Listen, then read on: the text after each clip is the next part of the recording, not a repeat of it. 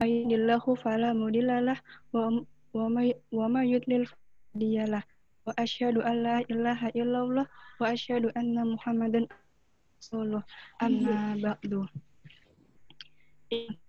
Dekanat FEB Uhamka, Bapak Nuryadi Wijihardiono SEMM, yang terhormat Wakil Dekan 2 FEB Uhamka, Bapak Dr. Sunarta SEMM, kami hormati Pembina Galeri Investasi dan Minibank FEB Uhamka, Salma Aziza SC, yang kami hormati para pembicara setia, yang kami banggakan para peserta webinar hari ini, Ibu, serta teman-teman yang insya Allah dirahmati oleh Allah Subhanahu wa Ta'ala. Perkenalkan, nama saya adalah Elina Nurdianti. Saya selaku Master of Ceremony pada hari ini. Saya akan menyampaikan serangkaian acara webinar investasi ex mini bank Uhamka pada siang hari ini sebagai berikut. Pertama, pembacaan kalam ilahi. Kedua, sambutan. Ketiga, materi dan diskusi tanya jawab. Keempat, penutup. Agar acara ini dapat berjalan dengan lancar dan memberi manfaat, marilah kita bersama-sama mengawalinya dengan membaca Bismillahirrahmanirrahim. Selanjutnya, kita masuk ke acara pertama, yaitu pembacaan kalam ilahi yang dibacakan oleh Dian Junita Indah Lestari. Waktu dan tempat dipersilakan.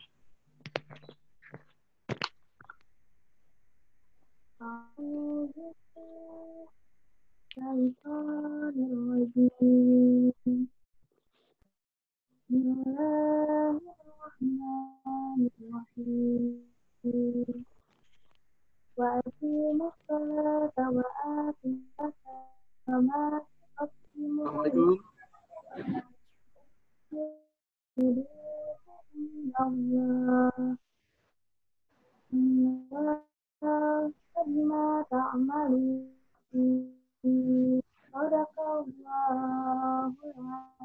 Oke, Mas. Saya lagi mau buka ini. Jazakallahu khairan kasiron kepada Dian Lestari. Semoga yang membaca dan yang mendengarkan mendapatkan manfaat oleh Allah Subhanahu wa Ta'ala. Selanjutnya yang kedua adalah sambutan Ketua Pelaksana, yaitu Vito Pramudaya Kosdianti. Waktu dan tempat dipersilakan.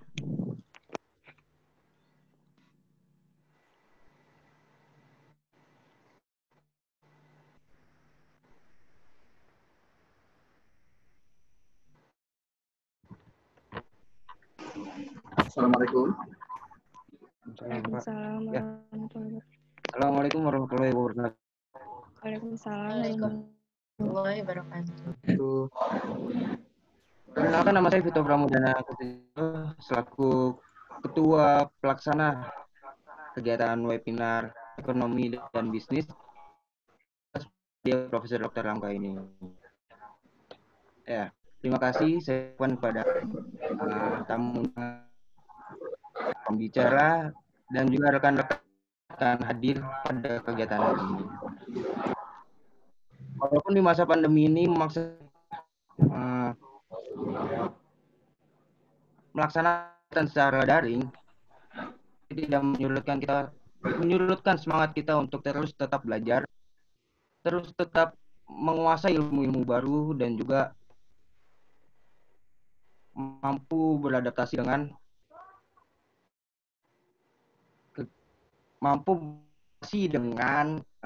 kondisi yang seperti ini. Itu yang bisa saya sampaikan. Kurang lebihnya mohon maaf dan semoga yang diberikan dapat bermanfaat untuk kita semua. Terima kasih. Assalamualaikum warahmatullahi wabarakatuh. Warahmatullahi wabarakatuh. Terima kasih atas sambutannya, Vito Pramudana. Selanjutnya adalah sambutan oleh yang terhormat, yaitu Wakil Dekan 2 FEB Uhamka, Bapak Dr. SEMM. Untuk tempat, saya persilakan.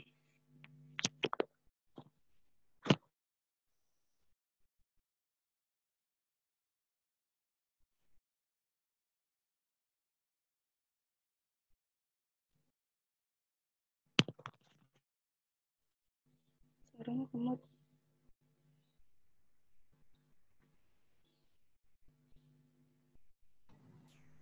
Ya. Terima kasih. Assalamualaikum warahmatullahi wabarakatuh. Waalaikumsalam warahmatullahi wabarakatuh. Alhamdulillahirabbil alamin. Hadana li hada wa ma kunna linahtadiya laula an Allah. Asyhadu an la ilaha illallah wahdahu la syarikalah wa asyhadu anna Muhammadan abduhu wa rasuluh. Nabi ada amma badu. Yang kami hormati Bapak Iman, juga Bapak Hadi Aufa ya sebagai narasumber, juga yang kami hormati umum yang telah menggagas adanya seminar online ini. Saya lihat sangat antusias dari berbagai universitas ini muncul bergabung dalam webinar ini. Ya, ini udah seminar nasional ya. Iya. Ya, dari Malang, UNM, dari UIN, dari ini nggak bisa sebut satu-satu, UMT, bahkan hampir semua bisa mengikuti seminar ini. Ya, selamat bergabung dan terima kasih atas partisipasinya kepada universitas yang lain. Bapak Ibu yang hormati dan adik-adik mahasiswa, ini narasumber kita ini seorang praktisi yang cukup berkompeten di dalam ekonomi Islam.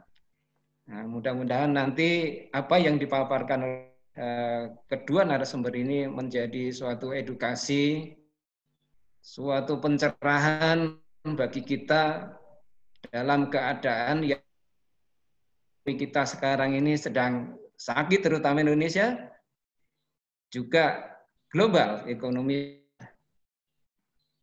Nah, adik-adik yang saya cintai, ini kesempatan yang sangat baik sekali untuk menimba ilmu, ya, informasi yang sangat update, barangkali nanti akan disampaikan oleh kedua narasumber kita.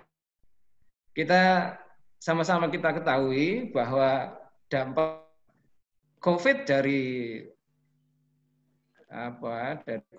penyakit COVID-19 ini salah satunya merambah kepada industri perbankan syariah. Dampaknya tidak hanya kepada syariah, tetapi industri konvensional ini juga sangat parah, gitu ya. Nah, tetapi kelihatannya ada apa yang perlu dibahas tentang di ekonomi saat itu.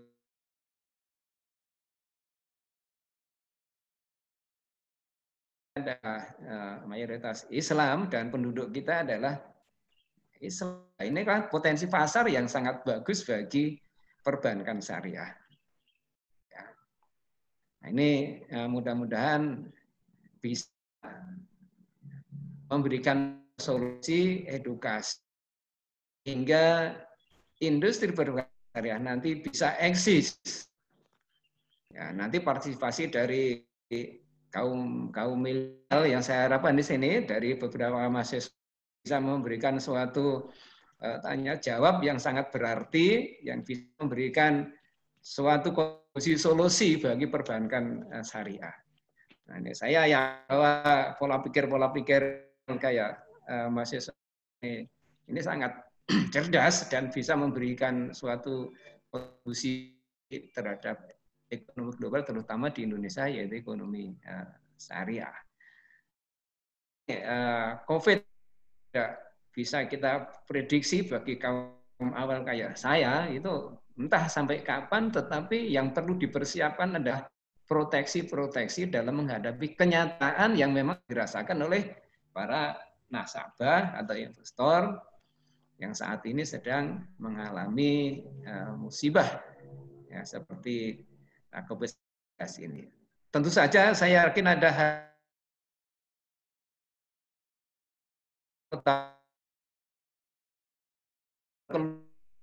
tidak seperti itu ya investasi di industri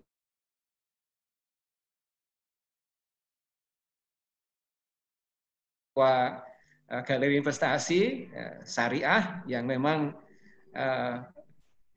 Bu Umu berkompeten di dalam ekonomi Islam. Saya pimpinan, maaf nih Pak Dekan tidak bisa hadir karena sesuatu hal, sehingga mewakili atas nama pimpinan, apabila dalam sajian kurang maksimal, kami atas nama pimpinan mohon maaf yang sebesar-besarnya. Saya lihat selalu terus bertambah ini dari peserta sudah 245. Kalau tadi dikatakan daftar sekitar 400-an. Nah, ini berarti sudah 50% lebih. Sangat luar biasa ini. Ya. Inilah para pencari ilmu yang insya Allah ada janji Allah di situ, para pencari ilmu. Rasa itu sebagai sambutan, mudah-mudahan dalam webinar ini solutif ya bagi para pelaku perbankan syariah, terutama ya itu, dan ada kiat-kiat informasi dari mahasiswa yang pola pikirnya masih barangkali inovatif sekali terhadap solusi terhadap perbankan syariah kita. Baik, terima kasih kepada panitia, terutama Bu Umu. Selamat sukses ya Bu Umu ya, telah mengadakan seminar yang cukup luar biasa sekali. Pesertanya sangat di seluruh Indonesia. Dan sekali lagi saya ucapkan dari berbagai universitas di seluruh Indonesia, selamat bergabung seminar. Terima kasih. Wassalamualaikum warahmatullahi wabarakatuh. Waalaikumsalam warahmatullahi wabarakatuh. Terima kasih sambutannya kepada Wakil Dekan 2 FEB UHAMKA, Bapak Sunarta SEMM. Insya Allah kita selanjutnya adalah penyampaian materi dan diskusi tanya jawab dengan tema dampak COVID-19 terhadap lembaga syariah yang akan dimoderatori oleh Bella Gestasia. Saya akan membacakan CV moderator sebagai berikut.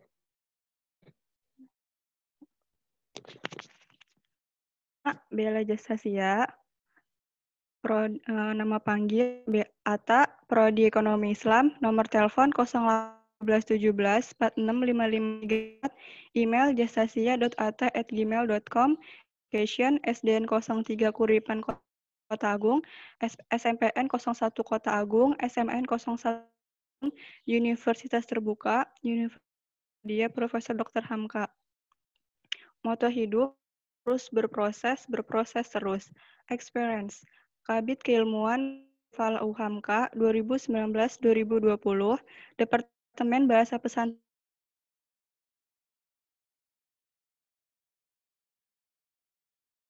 2019-2020, anggota bidang keilmuan PKIMM FEB UHAMKA 2019-2020. Saya selanjutnya Atta sebagai moderator, waktu dan tempat saya persilakan.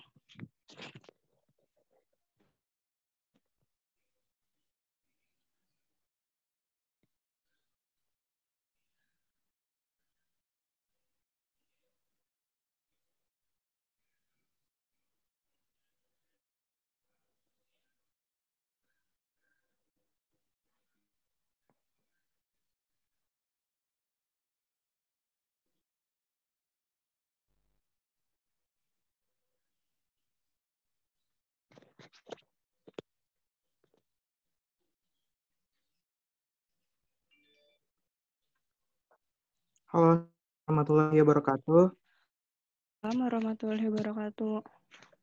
Terima kasih kepada seremoni.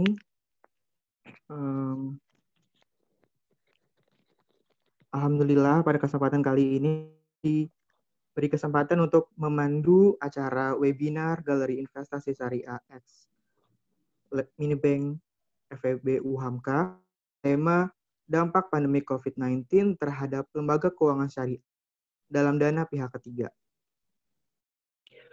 Sebelum itu, yang saya hormati Bapak Dr.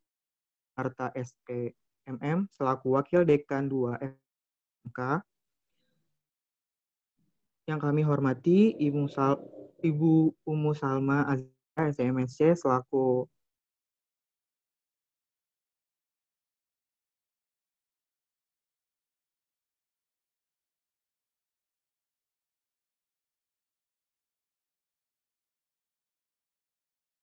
dan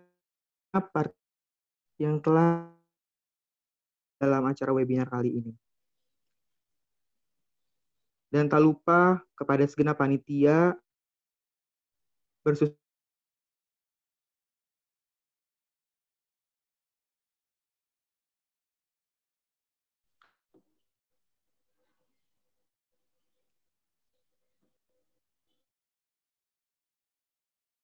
mungkin sudah terjadi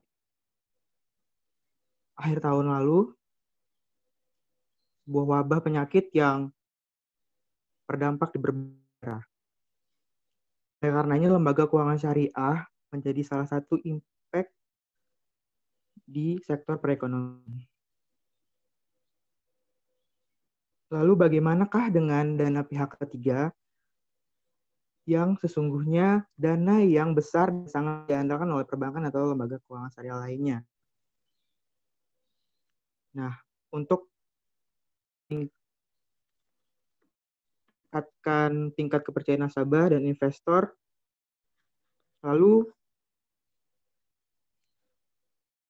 market kompetitif di masa COVID, bagaimana dengan brand image Konven dan syariah dalam daya saingnya? Lalu bagaimana dengan proofing? Mari kita ulas bersama pemateri pertama kita, yaitu Bapak Iman Nikmatullah. Halo Bapak.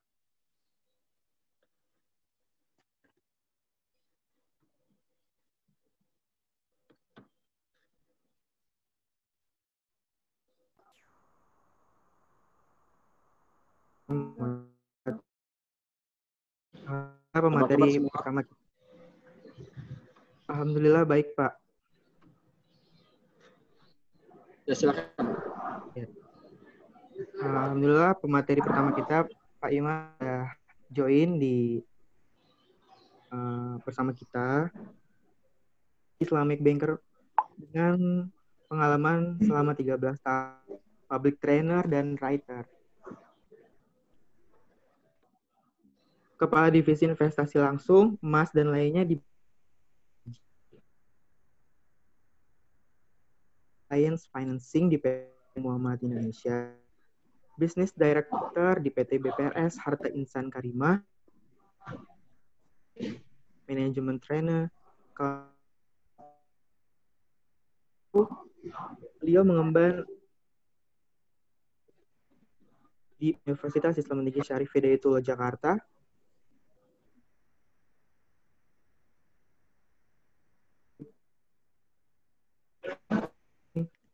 Ekonomi Islam, Asosiasi Kelompok Studi Ekonomi Islam dari 150 kampus di Indonesia, serta High Institute for Hadith Science Darussunnah.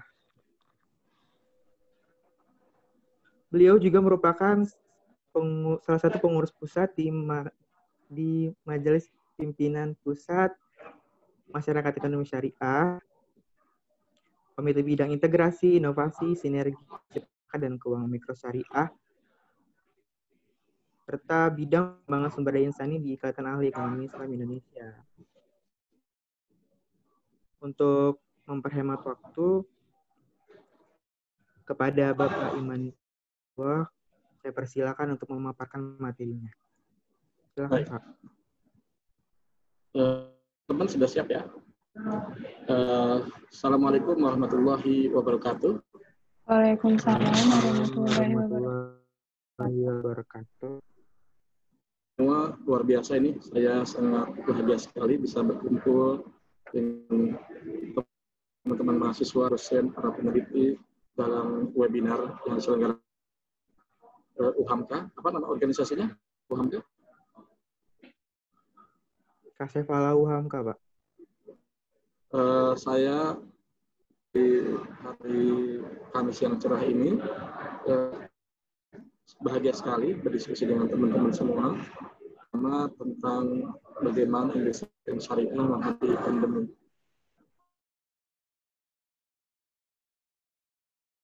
Ada agenda rapat dengan Pemprov DKI. Saya sangat memberikan apresiasi terhadap teman-teman dari UHAMKA terutama. Bagi saya UHAMKA itu saya tidak asing lagi dengan UHAMKA karena dulu saya waktu Bank Muamalat pernah melayani UHAMKA sebagai prime customer di Muamalat. Ya. Hampir semua industri perbankan syariah untuk UHAMKA karena progresivitas dan perkembangan kami.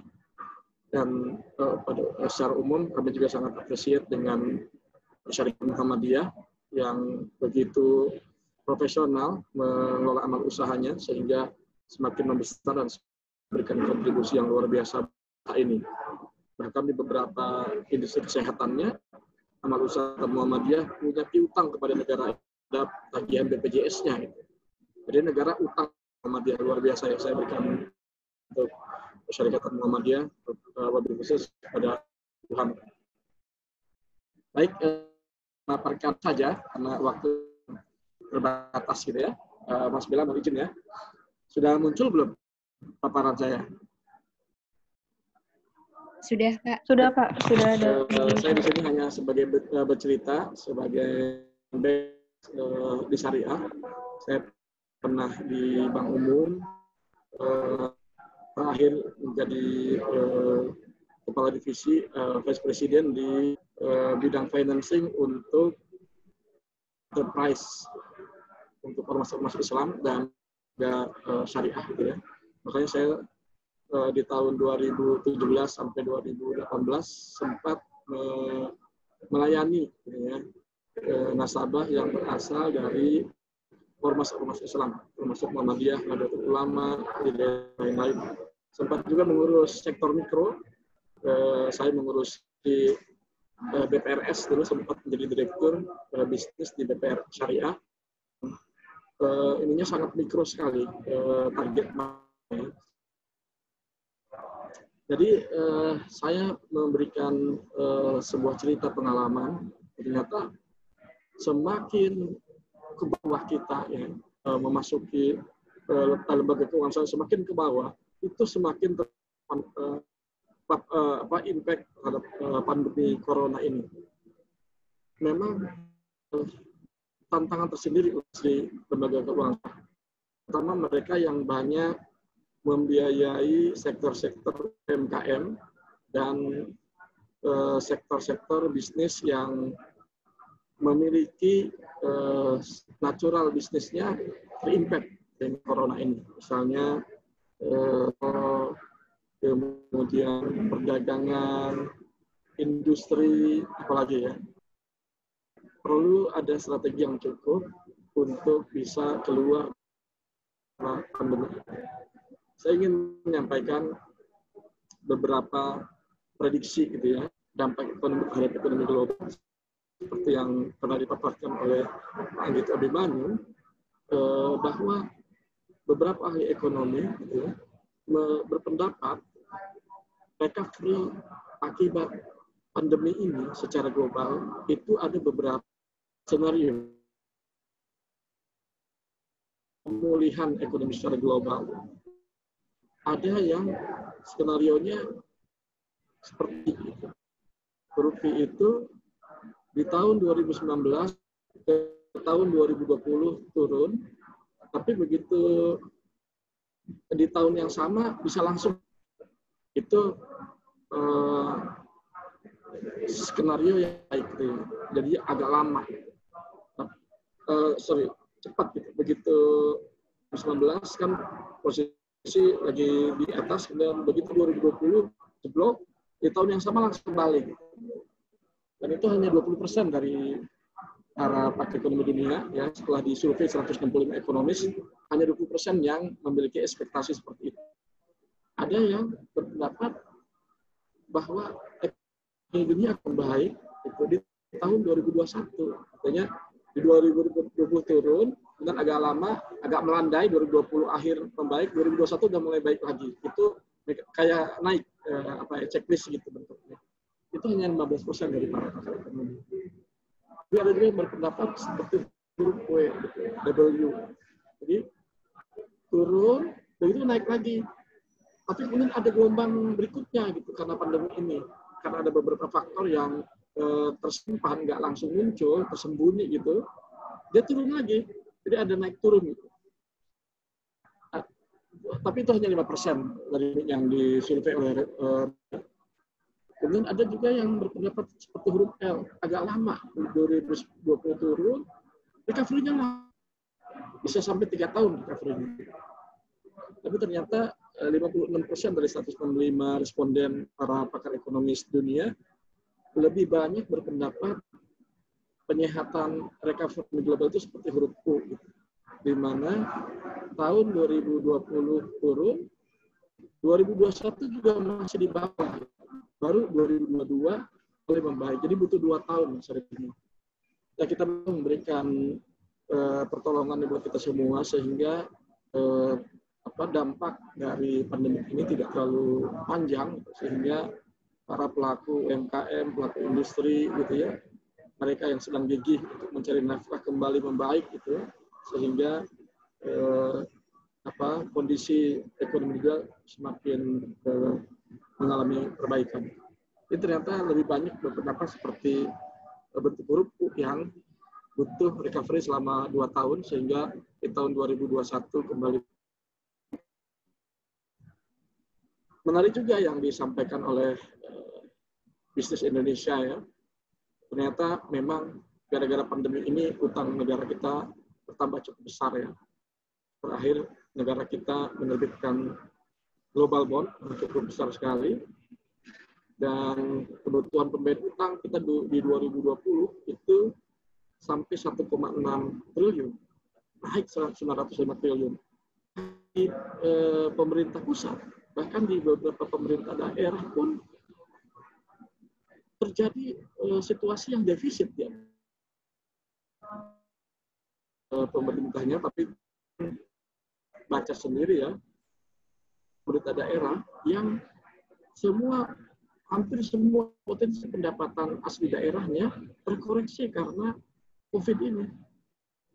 Mereka yang terbiasa mendapatkan retribusi dari KIR, kemudian pajak daerah seperti hotel, restoran, ya, perkantoran, dan sebagainya.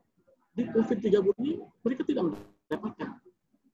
Jadi bukan karena biaya untuk pasien, tapi ya itu betul, itu pengeluaran.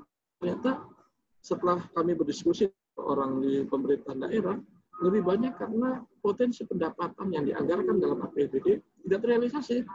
Karena banyaknya sektor-sektor yang menjadi sumber pendapatan berkurang drastis. Ini kalau teman-teman baca berita, beberapa daerah sudah mulai defisit dan sudah mulai melirik peraturan pemerintah nomor 56 tentang pinjaman daerah. Seperti kita ketahui, beberapa daerah diperbolehkan untuk melakukan pinjaman kepada beberapa pihak, termasuk perbankan, pemerintah pusat, ataupun jadi kita lihat bagaimana pinjaman negara kita semakin besar gitu tentang pandemi untuk negara kita dan untuk beberapa daerah. Kalau kita lihat data terakhir saya dapatkan dari Bahana Sekuritas ini, ternyata di bank secara nasional, ya, teman-teman bisa lihat bagaimana baru tadi yang lebih enak ya. Bagaimana ini SML Special Mention Loan. Special Mention Loan itu namanya Call 2. Jadi kalau kita pahami di dalam kriteria dalam pembiayaan itu terdapat jenis-jenis pembiayaan. Pertama, ada yang lancar atau disebut dengan core 1 atau current. Ketika dia terlambat 1 hari saja, maka dia turun menjadi dalam perhatian khusus. Orang menyebutnya dengan special mention loan kalau dalam bahasa Inggrisnya. ketika dia terlambat bayar sampai 90 hari, maka dia turun lagi kolektibilitasnya menjadi level 3 atau kurang lancar, KL. Begitu terlambat lagi 90 hari lagi, turun lagi kolektibilitasnya menjadi diragukan. Dan begitu 90 hari lagi terlambat, maka menjadi macet. Nah, yang disebut NPL yang garis biru ini, ya, itu adalah mereka yang sudah terlambat lebih dari 90 hari. Yang ini, yang merah. Jadi, para nasabah-nasabah yang sedang asik membayar angsuran, dan mereka tidak mampu membayar angsurannya, dan terjadi kenaikan yang cukup Maret nih. Ya, kalau di September di 2,8. Melonjak ke 6,5. Ini yang ininya ya, special mention. Ini yang kurang dari 90. Artinya ada pertumbuhan yang sangat signifikan mereka yang nggak bisa bayar dalam 90 hari terakhir. Jadi mereka yang tadinya asik berbisnis gitu, tiba-tiba kehilangan pembelinya atau dipaksa untuk tidak jualan. Saya punya adik, bisnisnya restoran, sudah punya 3 cabang. Jualan ayam. Bagaimana kita ketahui teman-teman, lihat mungkin di hasil data ini, hasil data di GoFood, ya, ternyata kebanyakan pesanan dari pelanggan GoFood itu yang bertemakan ayam. Cek Anda di Google juga. Nggak tahu ya data terkini ya. Tapi GoFood merilis datanya, data pesan paling banyak dipesan oleh pengguna GoFood itu yang berbasis ayam. Sehingga adik saya itu berbisnis restoran ayam, bagus sekali pada saat itu sebelum COVID. Begitu COVID, nggak bisa buka penjualan. Bayangkan. Artinya adik saya yang mungkin dia juga punya pinjaman bank, gitu, yang lain yang real itu akan mengalami kehilangan pendapatan, dan otomatis dia nggak bisa bayar. Maka ini sampai bulan Maret ini special mention yang sudah terlambat 1-90 hari itu naik signifikan sampai ke 6,5. Ini nanti ini kalau pandemi ini tidak berakhir gitu, ini kan data per Maret. Sementara kan pandemi ini April, Mei, Juni ini pasti akan semakin tinggi lagi, dan ini bisa jadi akan menjadi ke garis yang biru ini. Garis biru ini adalah NPL. Mereka yang sudah terlambat lebih dari 90 hari.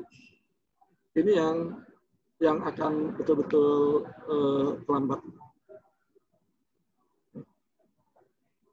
Sehingga ini jadi ancaman. Saya buka data statistik di OJK, memang belum laporkan sampai bulan Juni, masih bulan Maret. Bulan Maret ini saya yakin ini masih kelihatan bagus. Dan ini akan semakin memburuk ketika April, Mei, Juni ketika puncak-puncaknya pandemi.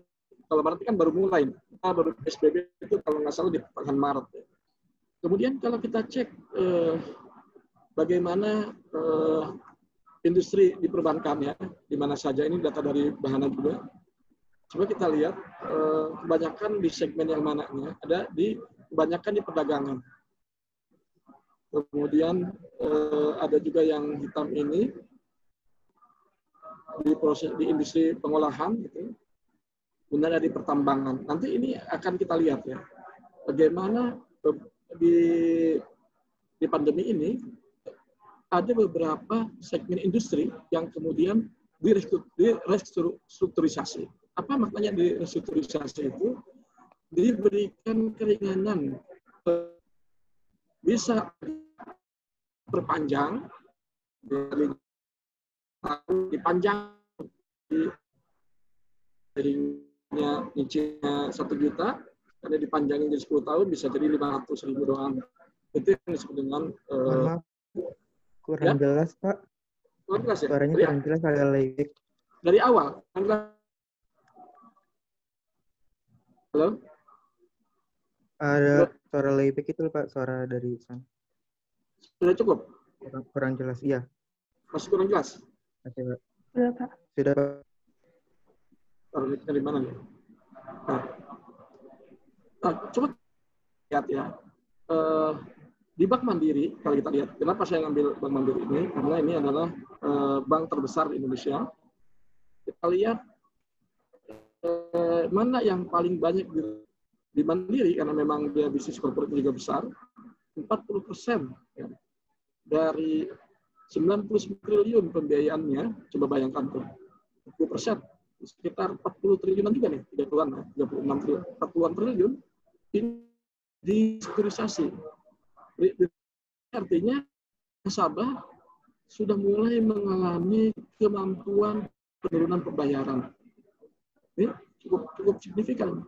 Kemudian di sektor yang komersil, ini besaran ini berdasarkan jumlah pembiayaan yang diterima. Gitu ya.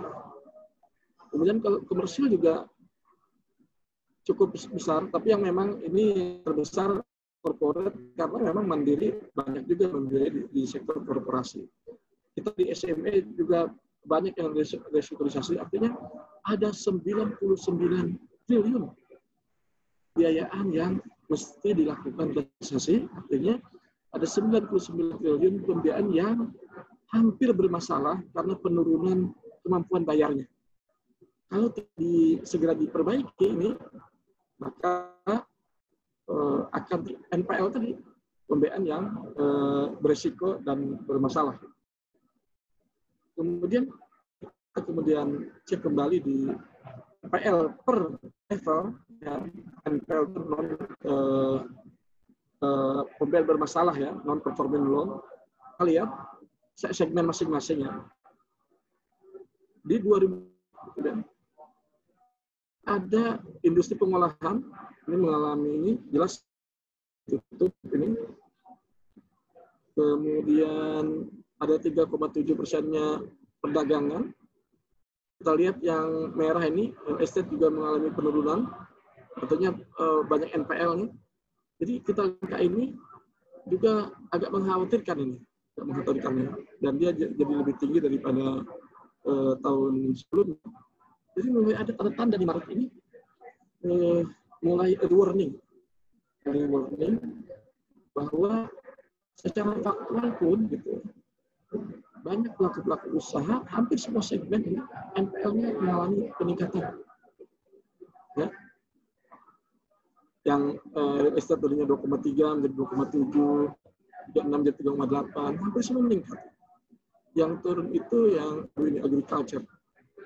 Jadi teman-teman sekalian, ini merupakan lonceng, gitu. Lonceng peringatan buat kita semua bahwa perbankan sudah mulai memperlihatkan lampu kuning, gitu. Karena ini kan perbankan ini kan mencerminkan industri secara umum, bagaimana kondisi usaha ya, yang menjadi nasabah bank syariah, kemudian mereka mengalami kesulitan dan usaha dari beberapa pihak restrukturisasi, apalagi pemerintah pun memberikan beberapa relaksasi terhadap aturan restrukturisasi karena COVID ini. Baik, ini saya rujuk pada data yang dari OJK tentang landscape industri keuangan syariah. Ya. Kita masuk ke keuangan syariah. Kalau dilihat dari total aset keuangannya, kita industri keuangan syariah itu posisinya masih di angka 8,98%. Bukan bank syariahnya nih, kalau bank syariahnya itu 5,99. Ini pun naik karena ada Bank Aceh yang dikonversi menjadi syariah.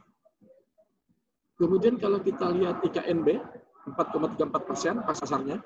Jadi BUS, UUS, PPRS itu 536,6 triliun. Dibandingkan Bank Umum Konvensional dan BPR 8.996 triliun. Waduh, masih jauh sekali kita nih ya.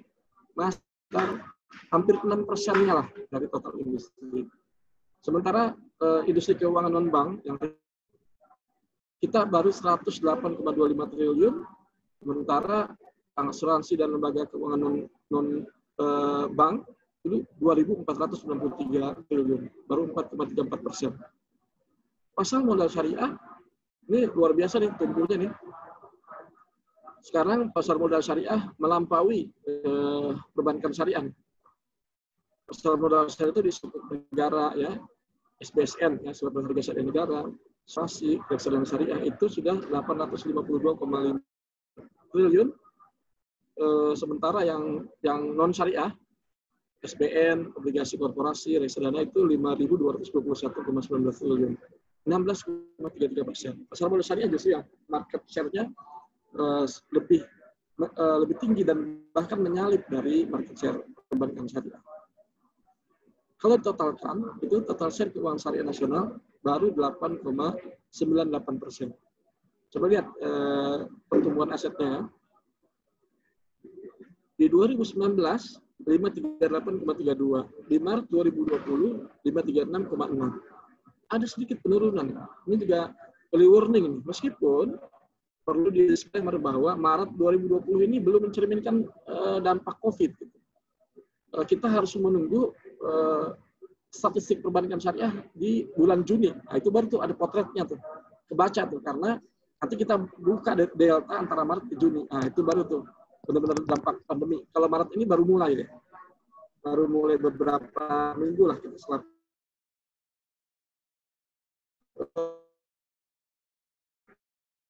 sangat berpengaruh terhadap industri itu karena aturan-aturan PSBB itu sangat-sangat berpengaruh. Jadi ini maaf Pak, untuk waktunya tinggal 5 menit lagi ya Pak. Baik. Jadi di perbankan syariah ini kita lihat ada penurunan. Ya. Ada penurunan, kemudian secara growth sih memang masih ada pertumbuhan. Tetapi yang harus menjadi lonceng adalah kita melihat ada penurunan aset di perbankan syariah, meskipun ini masih sangat prematur untuk dijadikan dampak pandemik karena masih di bulan Maret. Kita lihat terakhir ya, karena waktu sudah dibatasi. Kalau kita lihat aset PD, kemudian dan dana pihak ketiga, PD itu pembiayaan yang disalurkan ya. Kalau aset di 2019 itu 538,3, kemudian di 2020 3 bulan pertama ya itu 536. Ada sedikit penurunan 1,2,3 berapa ini? 1,8 ya, 1,7 turunnya. Kemudian di sisi PYD masih ada pertumbuhan ini 365 ke 372. Dan DPK ada sedikit penurunan. Ini kan meskipun ini ada penurunan, tapi kita harus mewaspadai gitu ya. Ini COVID belum menunjukkan taringnya nih sebetulnya, karena ini masih bulan Maret.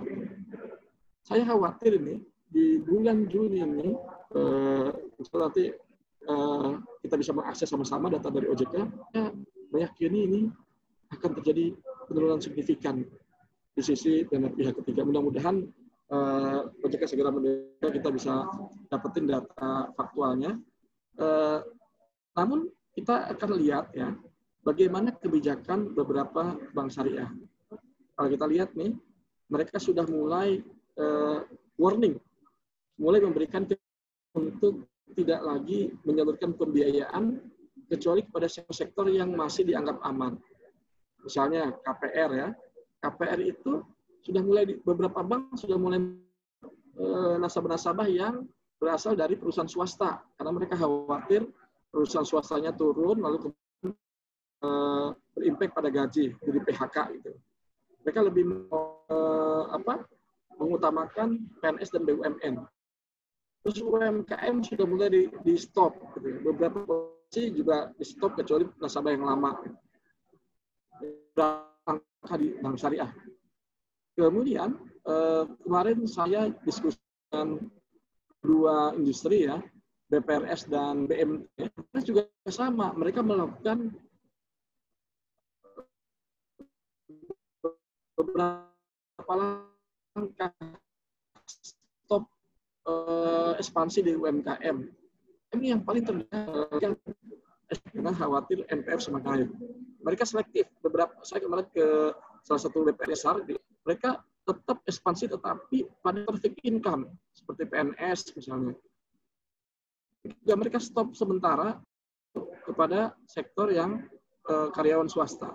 UMKM benar-benar mereka stop karena menurut informasi mereka Dari NPF yang mereka itu 50%-nya itu berasal dari UMKM, padahal nasabah UMKM tersebut di bank yang kami datangi kemarin itu hanya menyumbang 20% nasabahnya gitu. Jadi NPF hanya 20% memberikan impact NPF sampai setengahnya dari total pembiayaan. Ngeri sekali tuh. Seandainya itu kemudian besar asetnya kepada UMKM, pasti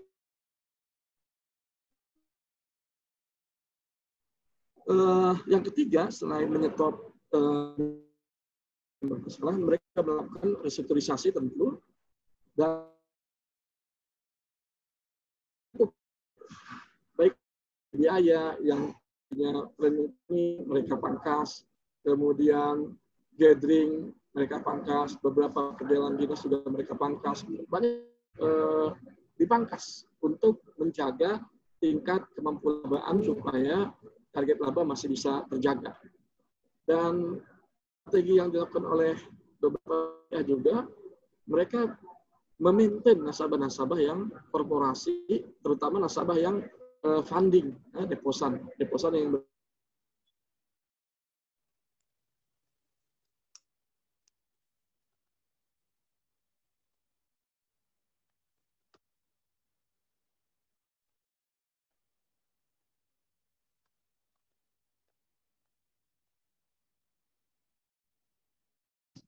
Halo Bapak.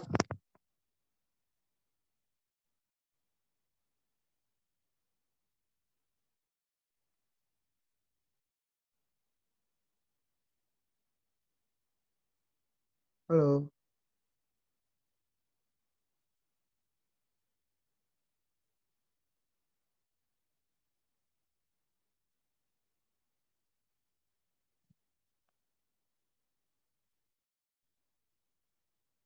Mungkin dari pemaki pertama kami kendala teknis ya. Jadi buat teman-teman Bapak Ibu sekalian, jika ada pertanyaan terkait yang telah dipaparkan tadi, baik dari DPK atau dari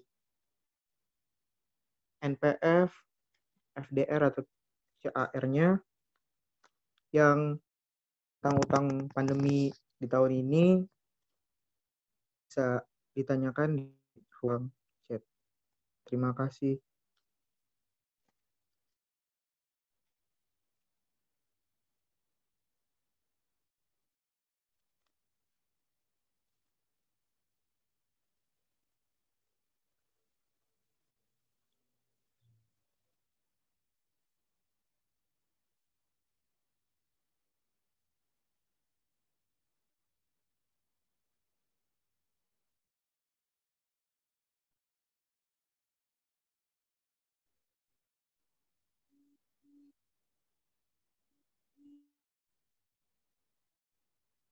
Halo, Bapak.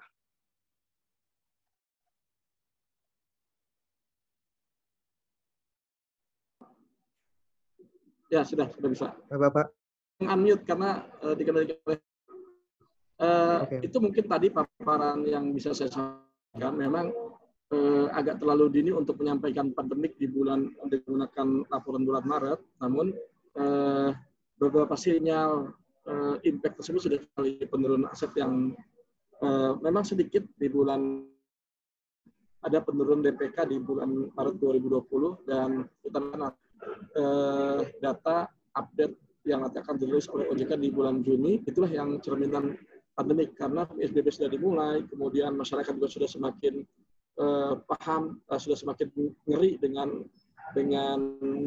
COVID, dan daya beli masyarakat pun sudah menurun dengan COVID ini, sehingga dikhawatirkan mudah-mudahan tidak terjadi deposan semakin berkurang, dan impact dari berita-berita begitu banyak sekali, baik beritanya real maupun hoax. Misalnya ada tempelan di salah satu bank gitu ya, di pintu bank bahwa kecuali izin. Sebetulnya kan hampir semua bank juga kalau mau narik besar biasanya harus afirmasi gitu. Kemudian ada orang yang menjembrengkan depositonya, karena jangan sampai kemudian kasus per kasus abang kemudian dipahami oleh masyarakat itu sebagai kasus secara global semua perbankan. Mudah-mudahan itu jangan sampai terjadi rush di perbankan syariah gitu ya. Jangan sampai juga terjadi kredit macet yang pembiayaan yang macet di sektor keuangan syariah, sehingga kita masih melihat bagaimana industri keuangan syariah semakin jaya di tahun ke depan. Ingin rasanya menambahkan karena waktu yang terbatas, saya undur diri. Assalamualaikum warahmatullahi wabarakatuh. Waalaikumsalam warahmatullahi wabarakatuh. Terima kasih Pak Iman yang telah memaparkan materinya. Nah, masih ada waktu 10 menit lagi, teman-teman, untuk sharing session kepada Pak Iman dan pihak ketiga di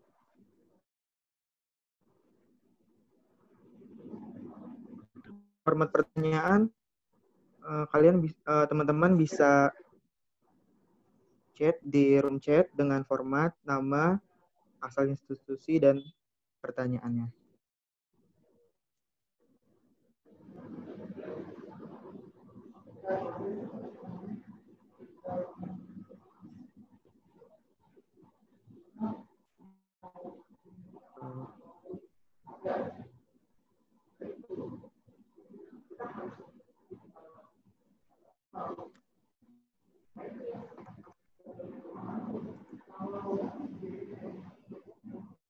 Pertanyaan dari Saudara Jeffrianto Cahya, Pak. Ya, dari UHAMKA.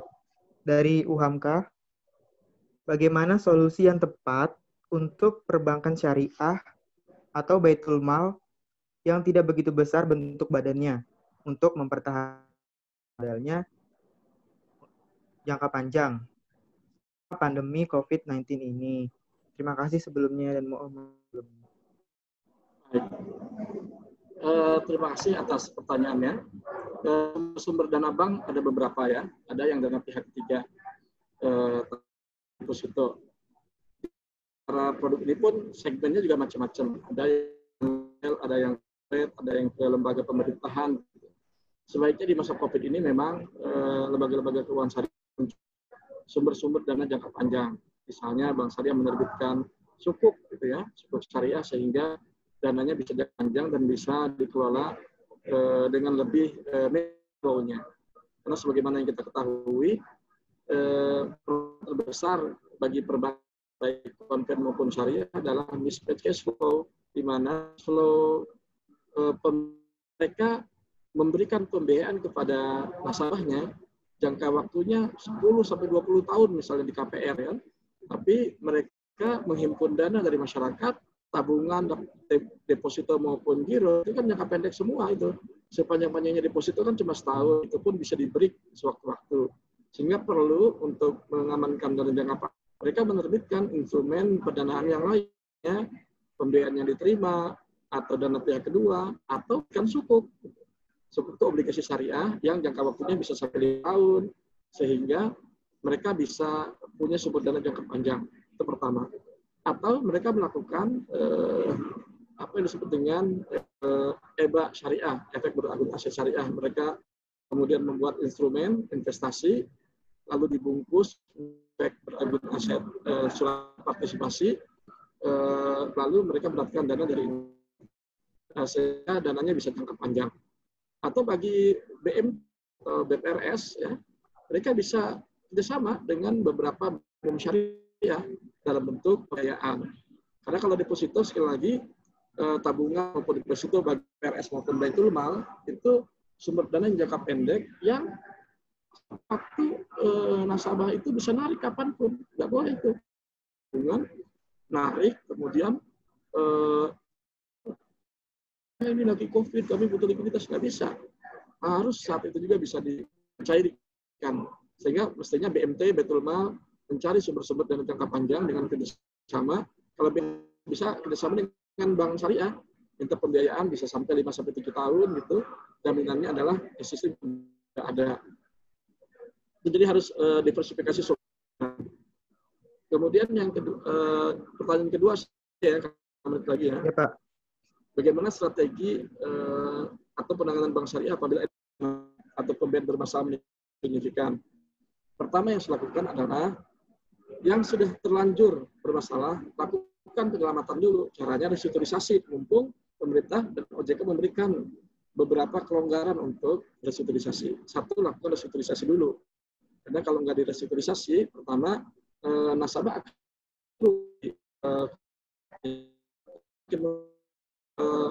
kolektibilitasnya, maka check up dari naik sehingga akan berimpact pada laba rugi. Satu. Yang kedua, kalau nggak segera direstrukturisasi, nasabah nanti padahal dia mampu gitu, tapi karena kewajibannya yang besar daripada kemampuannya, sehingga mereka nanti akan pindah ke bank lain, akan aksi-aksi itu merugikan bank syariah tersebut. Misalnya kalau membawa ke litigasi kan repot. Kemudian pertama lakukan restrukturisasi, penyehatan dulu, yang sakit sembuhin. Yang kedua, yang udah masih sehat jangan sampai sakit. Adalah mereka lakukan monitoring yang lebih ketat kepada nasabah-nasabah yang sudah ada. Lakukan tuh identifikasi dengan beberapa nasabah. Dan yang terakhir, jangan sampai ada yang masuk lagi pasien yang bakal sakit, gitu. Yaitu jangan sampai melakukan ekspansi bisnis sektor-sektor usaha yang sudah jelas ada banyak yang macetnya. Kan dari yang macet ini kan ketahuan. Yang ini nih, misalnya bisnis UMKM yang bermasalah, ya sudah, untuk sekarang stop dulu, jangan tambahin tuh. Itu caranya untuk mengendalikan NPF.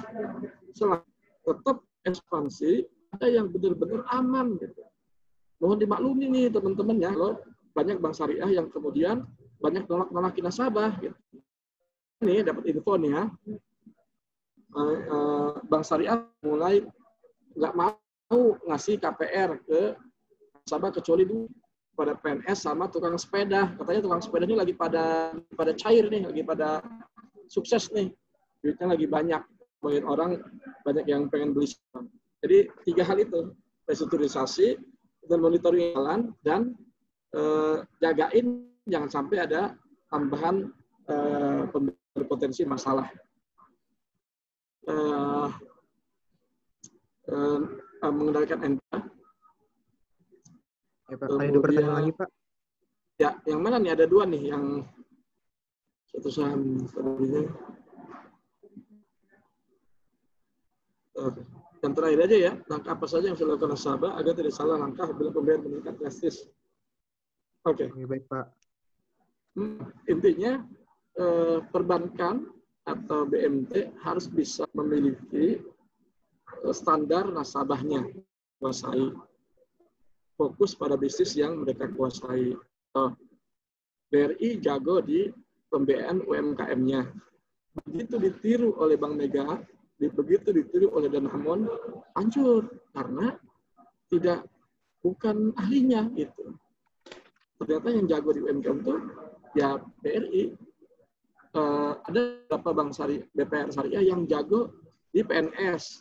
Dia masuk ke hancur juga kepada lembaga-lembaga keuangan syariah, baik BMT, BPRS maupun bank syariah. Fokuslah pada bisnis yang dikuasai, gitu ya. Berperanglah di medan perang yang kita akan menang. Jangan berperang lapangan yang kemungkinan kita tembak. Intinya itu. Kita teman-teman sekali penjelasan atas beberapa tadi, ingin rasanya melanjutkan pembicaraan kita di siang hari ini, namun waktu yang tidak mengizinkan. Bapak Moderator, Pak Bella Jastasia, terima kasih atas kesempatannya. Saya tutup ya. Baik, Assalamualaikum warahmatullahi wabarakatuh. Waalaikumsalam. Waalaikumsalam warahmatullahi wabarakatuh. Alhamdulillah, pemateri pertama sudah sharing session juga. Mungkin kesimpulannya dari berbagai dan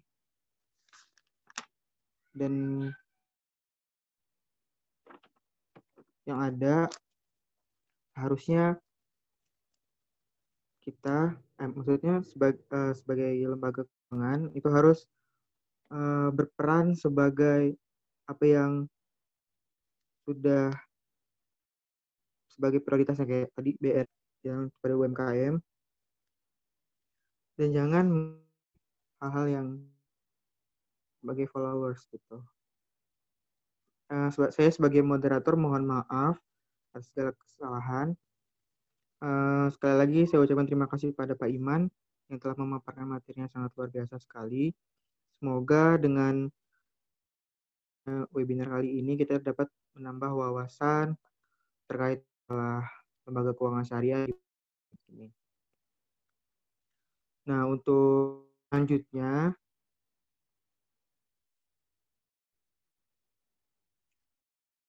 kita berasal dari Pose Jabodetabek. Halo Bang Hadi. Bang Hadi.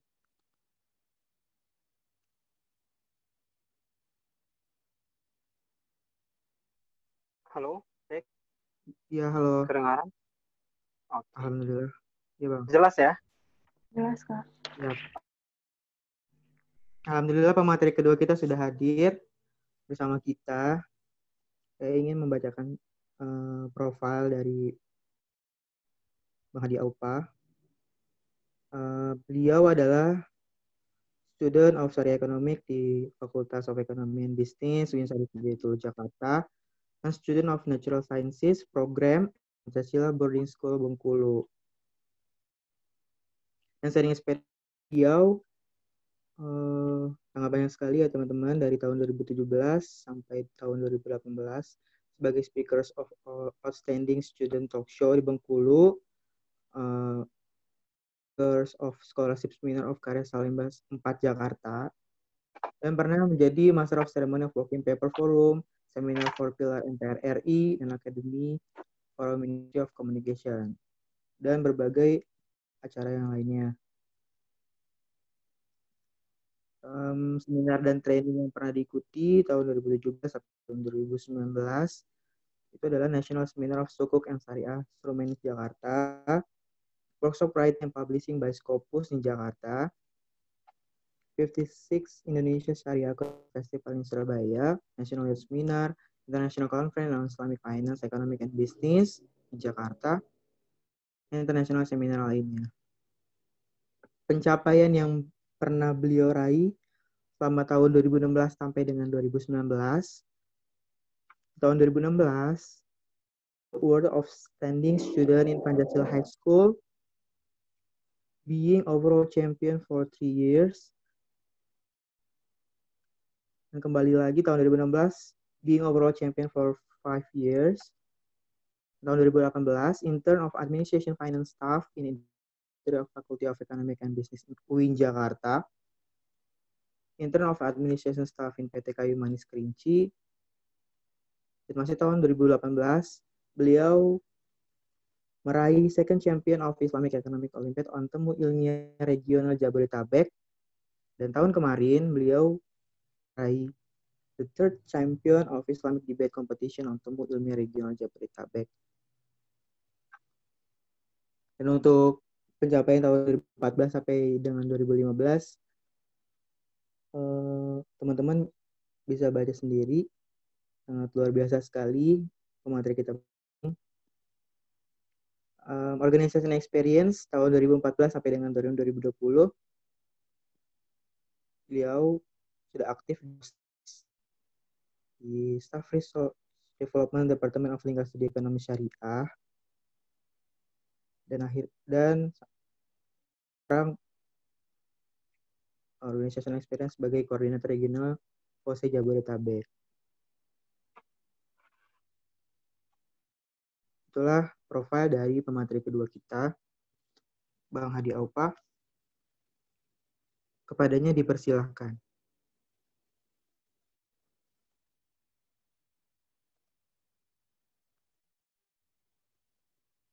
Halo Bang. Halo, cek. Oke, silakan Oke. Bang untuk memaparkan materi. Bismillahirrahmanirrahim. Ini di screen atau sendiri? Nanti di share screen kan Pak, Bang? Oke. Siap. Bismillahirrahmanirrahim. Assalamualaikum warahmatullahi wabarakatuh. Waalaikumsalam warahmatullahi wabarakatuh. Ya, alhamdulillahirrabbilalamin. Salatu wassalamu ala asrafil anbiya'i wal mursalin wa ala alihi wa sahbihi ajmain. Alhamdulillah, syukur kita panjatkan kehadirat Allah Subhanahu wa taala. Salawat serta salam tak lupa kita doakan semoga tercurahkan kepada baginda kita yakni Nabi Muhammad sallallahu alaihi wasallam. Oke, teman-teman semua, alhamdulillah nih kita udah banyak berbincang tadi ya bersama Bang Iman nih. Luar biasa nih, saya apresiasi, terima kasih banyak kepada teman-teman UHAMKA yang sudah memberikan saya kesempatan untuk sharing ya. Saya di sini berkatakan sharing itu karena sejatinya saya juga masih mahasiswa, sama seperti teman-teman semua, jadi kita lebih sharing. Dan sebenarnya juga ini mohon maaf nih, materi yang saya sampaikan ini pengantar ya. Seharusnya tadi Pak Iman setelah saya gitu, cuma beliau ada suatu rapat sehingga beliau yang duluan ya. Iya, ya. Oke, berarti di sini saya agak bingung nih mau menyampaikan. Takutnya teman-teman udah paham tentang DPK. Jadi awalnya adalah saya diberi untuk menjelaskan DPK itu apa, ya berkenalan lah sama DPK. Tapi ternyata tadi sudah masuk di Bang Iman dan sudah masuk terlalu yang cukup jauh ya. Tapi nggak apa-apa. Kita kenalan sekilas aja lah kalau seperti itu. Nanti kita sharing-sharing aja lah kepada kita. Kalau Bang Iman, bisa di-refresh. Gimana? Bisa di-refresh lagi terkait masalah DPK ini, Pak. Oke, siap. Oke. Kalau Bang Iman tadi berasal dari praktisi ya, jadi memang beliau bergaul lingkungannya itu adalah lingkungan perbankan, jadi memang dalam perbankan, dunia perbankan. Namun kalau saya kan masih seperti teman-teman lah ya, masih fresh gitu. Jadi kita masih banyak pikiran-pikiran bagaimana ini DPK dan lain sebagainya. Saya mahasiswa teman-teman dan kita mengkaji sekilas tentang DPK dan bagaimana menurut kita dari luar, gitu. Bukan dari seorang praktisi. Bismillahirrahmanirrahim. DPK apa itu? Yuk kita kenalan. Next. Perubahan besar harus lahir dari anak bangsa seperti saya maupun Anda. Titipan besar untuk kita Indonesia Jaya di tangan generasi muda. Teman-teman semua gitu, mau bagaimanapun saat ini runtuh ataupun saat ini turun gitu, maka itu ada di tangan generasi muda. Masa depan itu di generasi-generasi yang saat ini masih berjuang, masih menimba ilmu dan nantinya akan menjadi pemimpin di Indonesia. Sehingga pesan saya adalah saya titipkan kepada saya maupun Anda semua seorang mahasiswa, bahkan yang adik-adik kelas kita yang di bawah kita, bahwa Indonesia akan jaya di tangan generasi muda. Next. Oke, ini sekilas dana pihak ketiga ya teman-teman. Dari Undang-Undang Nomor 10 tahun 1998, jadi dana simpanan terkait dengan nasabah yang memberikan kepercayaan kepada bank, jadi dengan akad mudharabah dan lain sebagainya, dengan bentuknya bisa deposito, bisa sertifikat deposito, tabungan, maupun yang lainnya. Jadi sama seperti Pak Slamet jadi juga ada giro, tabungan, simpanan berjangka, kemudian sertifikat deposito maupun kewajiban segera lainnya. Jadi DPK, next, simpelnya dari saya uang yang kita titipkan ke bank dalam bentuk apapun itu yang ada di produk simpanan bank. Oke, simpelnya dari saya itu teman-teman. Biar mudah kita memahami adalah berarti kalau kita punya uang, kita taruh nih ke bank gitu. Dengan produk dari perbankan itu apapun, giro maupun tabungan maupun deposito gitu. Sedia di bank tersebut. Produk tersebutlah yang kita dana, maka itu dinamakan dana pihak ketiga gitu. Jadi dana nasabah lah bisa kita katakan, atau yang sering kita sebut dengan dana masyarakat. Next. Oke, ini sumber DPK yang tadi saya sampaikan ya teman-teman. DPK ketiga terdiri dari giro, deposito, sertifikat deposito, tabungan, dan hal-hal lain yang serupainya. Oh ya, mohon maaf, itu ada ketinggalan. Oke, giro. Nah, di sini kita mengingat sekilas lah. Saya yakin sih teman-teman mahasiswa ini apa? Ekonomi syariah semua, perbankan syariah semua, atau mungkin ada dari jurusan yang berbeda. Kalau dari Bermacam-macam ya. UHAMKA bermacam-macam, Pak. Bermacam-macam. Dari matematika pun ada. Dari Oh, oke, berarti kita sekilas lah mengenal tentang giro, deposito, dan lain sebagainya. Giro, teman-teman. Giro ini adalah simpanan yang penarikannya dilakukan setiap saat dengan menggunakan cek. Nah, kadang juga digunakan untuk perpindahan pembukuan dari suatu rekening. Nah, bisa digunakan dengan giro. Nah, itu berbentuk, jadi biasanya kita menerima cek itu bisa kita cairkan kapanpun yang kita mau gitu, dan berapapun besarnya. Kemudian ada deposito, teman-teman. Deposito ini adalah yang penarikannya hanya dilakukan pada waktu tertentu berdasarkan perjanjian dengan nasabah, menyimpan dengan baik. Tadi sudah disinggung sama Bang Iman, ada yang 1 tahun, 2 tahun, 3 tahun. Jadi deposito ini ada jangkanya dan kesepakatan kita bersama bank. Nah, deposito ini juga sangat menarik gitu. Jadi investasi, termasuk bentuknya investasi ya, walaupun dia simpan, tapi bisa kita katakan semi investasi lah, di mana di sana kita mendapatkan beberapa keuntungan, baik dari bagi hasil kalau di perbankan syariah, kalau di perbankan konvensional bisa juga dari bunga. Oke, lanjut ke sertifikat deposito. Ada beberapa orang yang mungkin masih awam dengan hal ini gitu. Jadi deposito itu ada bagian lagi, ada namanya sertifikat deposito, yaitu surat berharga yang menyuruh investasi namun tidak pemilikan. Nah, teman-teman, tapi ini perlu kita lihat, ini ada perbedaannya. Pertama, perbedaan adalah kalau deposito itu jelas kepemilikannya, sedangkan sertifikat deposito ini tidak ada nama, dan sehingga kekurangan yang terbesar di sertifikat itu adalah ketika surat tersebut hilang, surat berharga itu hilang dan ditemukan oleh tangan yang lain, maka dia berhak atas kepemilikannya. Nah, ini yang berisiko di sertifikat deposito, teman-teman semua. Oke, namun bedanya dengan deposito, kalau deposito itu kita tidak bisa perjualbelikan, tetapi sertifikat deposito ini bisa kita jual belikan. Jadi kalau misalnya kita butuh uang, kita nggak harus ngambil uangnya, kemudian kita berikan, kita juga bisa memberikan sertifikat itu kepada orang yang ingin membeli sertifikat deposito kita. Nah, ini juga bisa. Itu dari sertifikat deposito ya. Kemudian ada tabungan. Nah, ini lumrah lah ya. Anak-anak kuliah, apalagi itu mahasiswa, pasti punya tabungan gitu. Tabungan untuk kuliah mungkin, atau mungkin tabungan untuk melanjutkan hidup. Wah, mungkin Atta ini udah menyediakan ya, Tah, untuk melanjutkan ke jenjang yang berikutnya gitu, bersama lah nanti ya, Tah. Oke. Nah, ini tabungan. Tabungan ini hampir banyak dan orang mengenal dengan tabungan, baik itu dari pelosok negeri pun juga sudah mengenal hal-hal dengan tabungan. Kalau di perbankan syariah, tabungan ini ada wadiah, ada mudharabah. Nah, hal ini yang ada di tabungan di perbankan. Ini adalah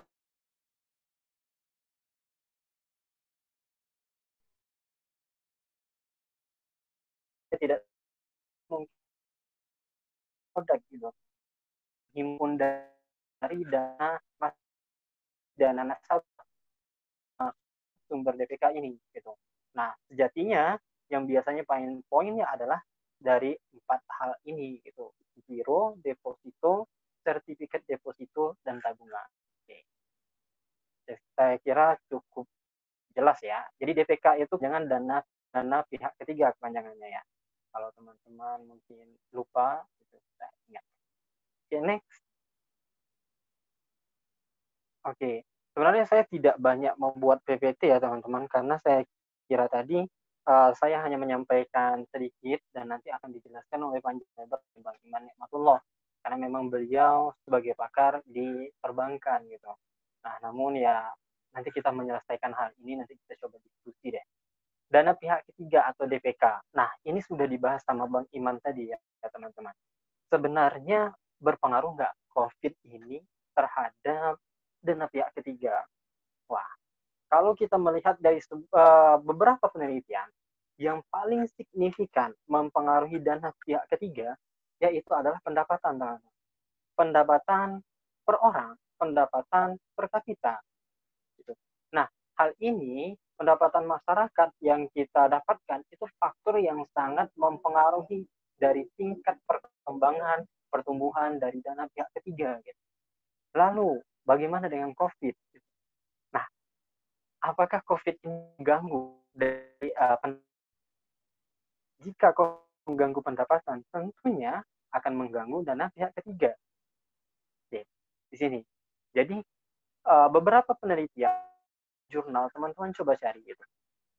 Pihak ketiga pasti yang berpengaruh besar adalah pendapatan. Nah, jadi pendapatannya itu berkurang. Jika pendapatannya itu, maka tentunya dana pihak ketiga pun jadi minim. Gitu. Ini secara global ya, secara seluruh perbankan gitu. Jadi bakalan seperti itu bentuknya. Ya tentunya karena pendapatan kita berkurang. Nah, tadi sudah disinggungkan.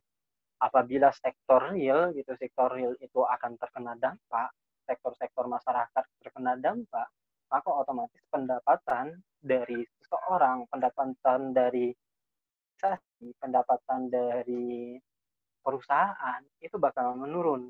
Dan ketika menurun hal tersebut, maka tentunya dana-dana bakalan menurun. Dan ketiga ini sekitar tubuh teman-teman. Memang tersebut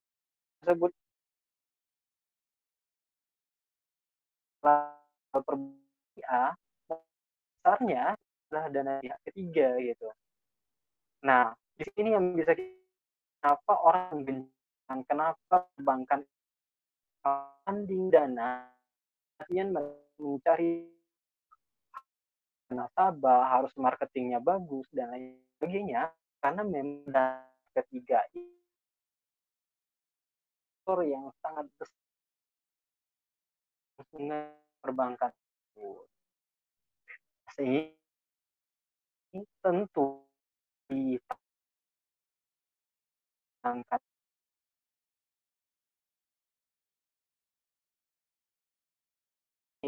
apalagi yang mengurus MKM gitu sebagainya itu akan terkena dampak sehingga mereka akan bagaimana menginovasikan produk seperti yang Bang Iman katakan tadi, restrukturisasi dari hal tersebut. Nah, oh ya sebelumnya tadi kan Bang Iman banyak menyampaikan restrukturisasi ya.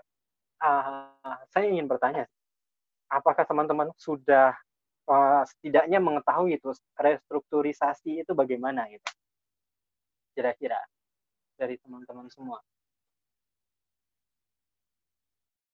Sudah di sini udah banyak yang tahu tentang restrukturisasi di perbankan atau bagaimana?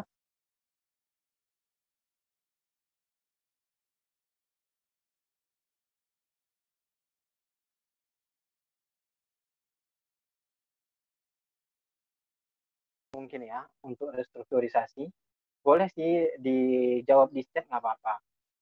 Saya jelaskan sekilas deh untuk restrukturisasi. Mungkin ada yang lupa gitu tentang restrukturisasi ini. Jadi bagaimana cara perbankan itu mengupayakan keuangannya nih. Jadi mau dilakukan dengan cara apa ketika perbankan itu mengalami kesulitan di pendanaan. Nah, dilakukan restrukturisasi ini. Dengan apa aja nih? Dengan apa aja yang bisa dilakukan oleh perbankan? Nah, bisa jadi, itu benar tuh, penurunan jumlah angsuran nasabah, bisa. Dan lain sebagainya. Yang pertama, penurunan suku bunga. Kalau bank konvensional, gitu, ini bisa dilakukan. Kemudian, penyesuaian ekuivalen, itu bisa juga di perbankan syariah. Kemudian yang tadi Bang Iman sebutkan, kita bisa memperpanjang jangka waktu kreditnya, tuh. Memperpanjang jangka waktu. Nah ini benar Gemilang. Jadi memperpanjang jangka waktu itu juga bisa kita lakukan. Jadi daripada mereka bakalan nunggak, setidaknya mereka bisa membayar faktor besar ke bank lain. Nah ini yang sangat berbahaya. Kemudian pengurangan tunggakan pokok kredit bisa, kemudian fasilitasnya, jadi instrumen-instrumennya bisa diperbaharui tadi, bisa juga penyertaan modal yang tadi Bang Iman sampaikan juga. Jadi bagaimana perbankan itu bisa memilih mana spot-spot atau sektor-sektor yang tidak terganggu dengan COVID ini. Nah, itu bisa kita lakukan. Jadi restrukturisasi itu intinya adalah bagaimana suatu perbankan ini bisa menyelamatkan keuangannya. Nah, menyelamatkan keuangannya ini dari berbagai macam faktor sehingga dilakukanlah restrukturisasi. Next. Oke. Nah, saya juga strategi investasi strategi investasi apa dan juga tulisan-tulisan gitu saya rangkum jadi hal ini gitu. Jadi adanya tingkatan dana darurat. Jadi nggak tahu nih pandemi ini kapan nih selesainya. Pandemi ini sampai akhirnya kapan gitu. Tadi kan ada pendapat yang mengatakan bentuknya ada seperti V, ada yang seperti U, ada yang 2 tahun. Ada yang jadi bisa tersebut gitu. Dana darurat itu bisa kita katakan adalah investasi. Ini kita sebagai investor ya, bukan sebagai perbankannya dan lain sebagainya. Ini karena saya bukan seorang praktisi, tapi kita ada melihat secara global, ada mahasiswa, maka bisa jadi adalah investasi. Kita berinvestasi, tapi di tempat di mana kita bisa mengambil sewaktu-waktu dana tersebut. Jadi tidak terikat. Yang tadi saya katakan ada deposito. Deposito kan itu terikat dengan jangka waktu. Nah, namun ketika misalnya tingkatan dana ini, di mana kita bisa investasi, namun di tempat yang bisa kita ambil kapanpun itu ketika kita butuh. Nah, ini perlu kita tingkatkan. Jadi, kalau sebelumnya kita punya pos nih, pos investasi misalnya 40%, pos kesehatan 30%, pos untuk makan sehari-hari dan lain sebagainya berapa persen gitu. Nah, untuk sekarang maka kita tentunya mencari investasi itu di mana kita bisa sewaktu-waktu ketika misalnya dana yang kita pegang ini kurang, kita bisa mengambil. Nah, ini yang dinamakan tingkat dana darurat nih. Gitu. Kemudian kita juga bisa melakukan review and rebalance portfolio, teman-teman, untuk mengetahui keadaan investasi dan dilakukan berkala. Nah, ini sangat penting bagi teman-teman yang punya investasi dan bagi teman-teman yang mungkin sudah bergaul dengan investasi tentunya bakal mengenal hal ini, gitu. Di mana kita harus melihat, mereview, kita coba melihat bagaimana perkembangannya, apakah turun dan lain sebagainya. Ini sangat penting gitu untuk melihat investasi mana yang perlu, yang penting untuk apakah untuk gitu.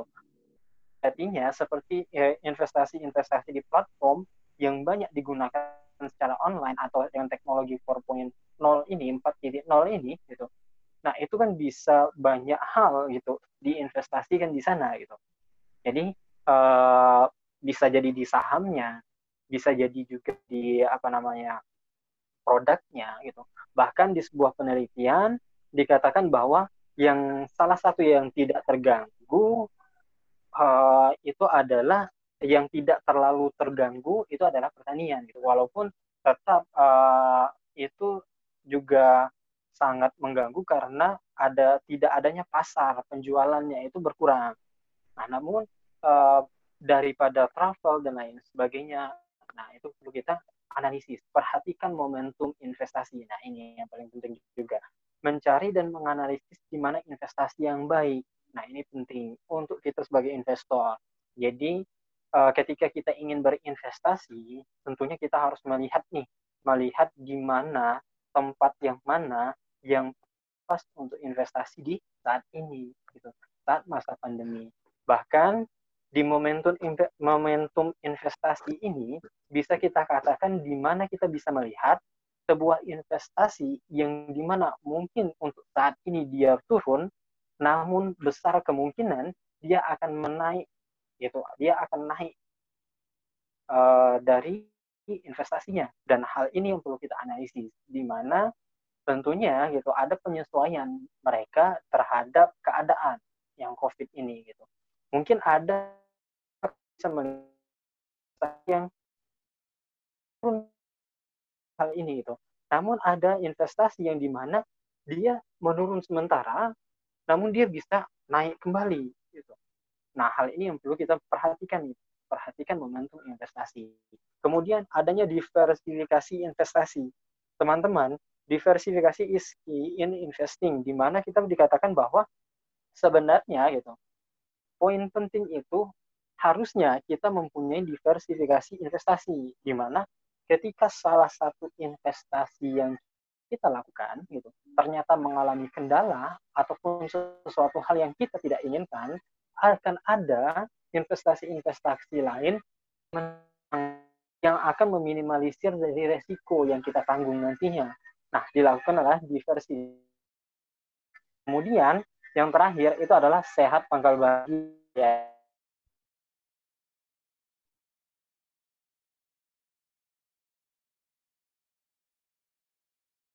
Jiwa ya kita tidak tentunya juga tidak maksimal. Ingat pada kita. Tetap kita coba menjaga diri.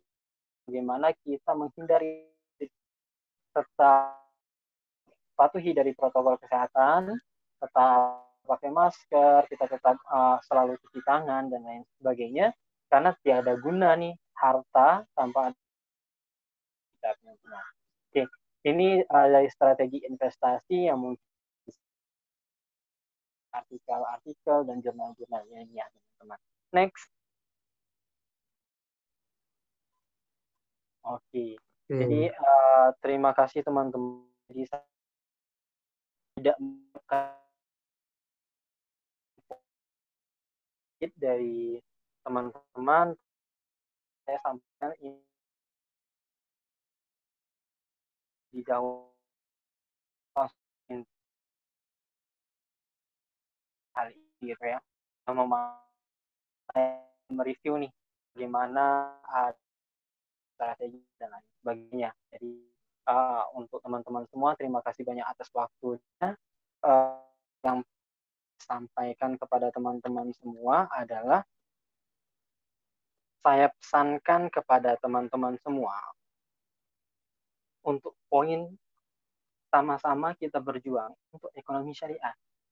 Oke, sekarang kita sama-sama mengetahui bahwa semua lembaga perbankan, non-perbankan, itu semuanya lagi menurun, termasuk pendapatan per individu, teman-teman. Nah, bagaimana menyelamatkan semuanya adalah bagaimana kita sama-sama berusaha untuk menyelamatkan lembaga-lembaga tersebut. Gitu. Kontribusi masyarakat pun perlu. Gitu. Walaupun mereka pasti melaksanakan restrukturisasi, mereka pasti melaksanakan suatu kebijakan-kebijakan di mana untuk mempertahankan dari keuangan mereka. Nah, kita juga membantunya dengan bagaimana kita berkontribusi untuk mereka. Ekonomi Islam, maka aku berdiri di jalan yang benar. Ketika aku berjuang untuk ekonomi Islam, maka aku berdiri, aku adalah pejuang. Oke teman-teman semua, terima kasih banyak. Dan untuk apapun itu, mau ditanyakan dan lain sebagainya juga bisa melalui kontak saya di bawah. Ada IG, ada Facebook, dan lain-lain. Terima kasih teman-teman, terima kasih atas moderator, sharing-sharing aja lah. Karena saya juga belajar teman-teman, saya mahasiswa. Oke, makasih banyak, Ta. Sama-sama, Bang. Assalamualaikum warahmatullahi wabarakatuh. Assalamualaikum warahmatullahi wabarakatuh. Nah, mungkin teman-teman semua bisa langsung bertanya terkait masalah DPK tadi. Mungkin sebelumnya karena keterbatasan waktu dari pemateri pertama, mungkin ada pertanyaan-pertanyaan yang belum bisa disampaikan kepada kita di sesi Zoom ini. Mungkin bisa ditanyakan Kak di tengah pandemi. Nanti kita sharing-sharing aja dengan teman-teman semua gitu. Jadi santai. Nah, saya tentu teman-teman juga lebih nih daripada saya. Jadi pasti punya insight-insight baru nih. Nah, karena kita mahasiswa jadi kita perlu nih diskusi yang seperti ini. Monggo. Ya, silakan teman-teman kita sharing session sekarang. Ya. Ini di perspektif mahasiswa ya Bang. Iya, DPK ini sejauh mana gitu. mahasiswa nih, bagaimana nih kita untuk mengaturnya. Atau mungkin teman-teman mempunyai suatu misalnya, Bang, usul dong sebuah kebijakan gini, gimana nih? Wah, boleh banget. Di Rohmat Santoso dari Universitas UTA 45. Universitas UTA ini di mana ya? Luar biasa sekali. Pertanyaannya begini Bang, bagaimana mempertahankan pendapatan selama pandemi COVID-19? Ya. Mempertahankan Oke, saya pendapatan. coba menjawab ya untuk pertanyaan-pertanyaan ini. Banyak hal orang-orang yang bertanya seperti ini, dan juga saya banyak hal untuk membaca dan dari pakar-pakar bagaimana untuk mempertahankan hidup selama pandemi ini, teman-teman. Poinnya adalah bagaimana kita memanfaatkan apa yang ada di sekitar kita dan skill kita, teman-teman. Beradaptasi. Nah, ini poinnya. Bagaimana kita bisa beradaptasi dengan COVID ini? Itu yang sangat penting, teman-teman. Kenapa saya katakan seperti itu? Para ahli mengatakan ketika kita seperti ini, tentunya kita dituntut untuk lebih berkreativitas. Gitu. Bagaimana kita menghasilkan sesuatu dengan tanpa ada pandemi, ada rintangan, tetapi kita bisa lalui dengan cara-cara yang kreatif. Gitu. Salah satunya kita memanfaatkan teknologi. Wah, ini luar biasa nih. Beberapa banyak ya kita lihat ya. Sekarang contoh, ini di daerah saya saja. Di daerah saya saja, sebelum COVID, ini saya lagi pulang kampung, sebelum COVID, gitu, daerah saya tidak mempunyai ojek online. Daerah saya tidak mempunyai marketplace yang khusus untuk daerah di sini ya, yang bentuknya adalah dari makanan dan lain sebagainya. Namun, selama COVID ini, itu berbagai muncul aplikasi, dan itu adalah karya anak muda. Jadi saya sampai coba mencari siapa yang punya gitu. Sampai ada namanya yang sekarang lagi hangat di daerah saya, Beli Lanjo namanya. Beli Lanjo, dan itu yang menggagas adalah anak muda. Wah, luar biasa. Dan di situ saya mengatakan bahwa oh, ternyata ini yang diperlukan gitu. Ini yang diperlukan. Bahwa dia menyediakan market share padahal dia tidak jualan nih gitu. Nah, yang lain juga bisa memanfaatkan dengan berjualan. Wah, di sini mulai hidup dan perekonomian di daerah saya yang dulunya tidak mengenal dengan sistem online ini, ternyata terbuka nih pikirannya. Wah, selama COVID ini. Nah, intinya adalah bagaimana kita memanfaatkan kondisi dan situasi yang saat ini dengan teknologi yang ada. Banyak hal, platform-platform yang menyediakan, bahkan kalau misalnya kita mau investasi pun mereka banyak yang membuka nih investasi gitu. Coba deh teman-teman lihat, ada investasi di sektor-sektor yang dimana itu akan membantu dari mereka, perkembangan dari mereka gitu. Nah, salah satunya seperti marketplace, link aja itu lagi membuka investasi juga, teman-teman bisa investasi di sana. Jadi lihatlah di mana yang tidak terganggu tadi, cari momentum kalau misalnya mau investasi. Tapi kalau misalnya ingin berpendapatan, maka pendapatannya adalah yang seperti tadi, manfaatkan teknologi. Manfaatkan teknologi ataupun teman-teman bisa memanfaatkan di sekitar teman-teman gitu. Contohnya kalau di daerah saya, kalau misalnya memang ada pertanian gitu, teman-teman coba kembangkan pertanian untuk di daerah teman-teman. Karena kan belum tentu di daerah itu sudah sangat berkembang sektor tersebut. Oke. Monggo ta. Begitu rekan Rohmat kita harus ya beradaptasi dengan keadaan. Bahkan banyak lagi ya Bang, yang tadinya bahkan tadi Abang bilang dari daerah Abang sendiri jadi malah ada option buat tadi teknologi itu sendiri yang tadinya nggak ada, malah jadi ada gitu. Luar biasa sekali. Nah, pertanyaan selanjutnya Bang. Dari Azizi Yogyakarta. Bagaimana penempatan dana darurat di dalam keuangan?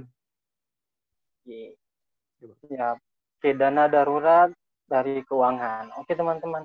Tadi saya menjelaskan tentang dana darurat dan bagaimana penempatan keuangan untuk dana darurat pada saat ini. Oke.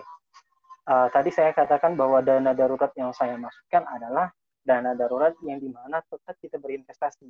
Teman-teman, ingat di dalam Islam tidak terlalu atau tidak membenarkan kita untuk menyimpan banyak-banyak uang, teman-teman. Maka lakukanlah investasi, di mana investasi itu kapanpun kita bisa mengambilnya, gitu. Nah, hal-hal tersebut yang perlu kita lakukan. Lalu bagaimana nih penempatan dana darurat di dalam sebuah keuangan? Kemarin saya ikut seminar dan langsung disampaikan oleh Pak Sultan Emir, gitu, selaku direktur dari KMKS. Beliau mengatakan untuk sektor dana darurat ini, gitu, sebenarnya pos-posnya berapa persen dan berapa persen gitu di dalam sebuah keuangan itu bebas dari teman-teman, karena kan teman-teman yang mengelola. Namun saran dari beliau pada waktu itu dengan analisis yang setelah beliau lakukan bersama di negara Oki. Jadi ada seminar terhadap negara Oki pada waktu itu dan beliau pembicaranya dan ada review materi dan beliau menyampaikan bahwa pos untuk dana yang disiapkan biasanya kita untuk dana darurat itu biasanya paling kecil ya, paling mungkin sekitar 10% ataupun bahkan sampai 5% gitu. Nah, untuk dana darurat. Nah, untuk sekarang beliau mengatakan bagi saya gitu, setelah meriset dan juga melihat keadaan, maka saya menaikkan pos untuk dana darurat itu di dalam sebuah keuangan yang saya miliki itu adalah 15%, gitu. 15%. Di mana kenapa saya ambil 15%? Mohon maaf, ini saya harusnya coba saya lihat ada materinya. Jadi kenapa 15%? Beliau mengatakan karena di investasi yang dilihat oleh beliau menginvestasikan itu adalah sekitar 30%. Jadi setengah dari investasinya untuk menyiapkan dana darurat itu adalah untuk dana darurat. Jadi investasi 30%, 15% ya untuk investasi memang profit gitu ya. Kemudian kalau yang 15% ini untuk menyiapkan dana darurat tersebut.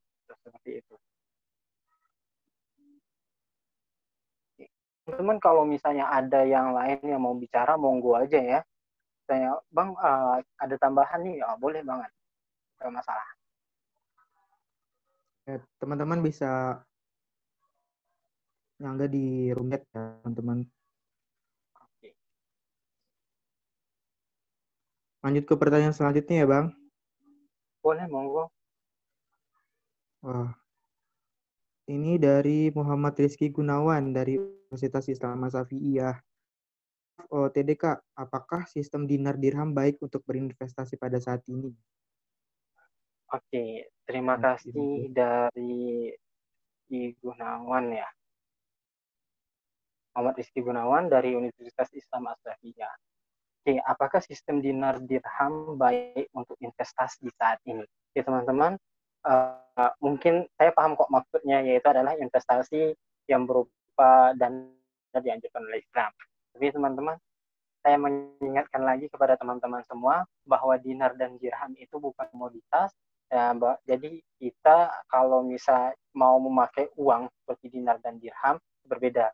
Kalau kita ingin beli emas yang bentuknya ya emas gitu ya. Kalau dinar dirham kan itu uang ya.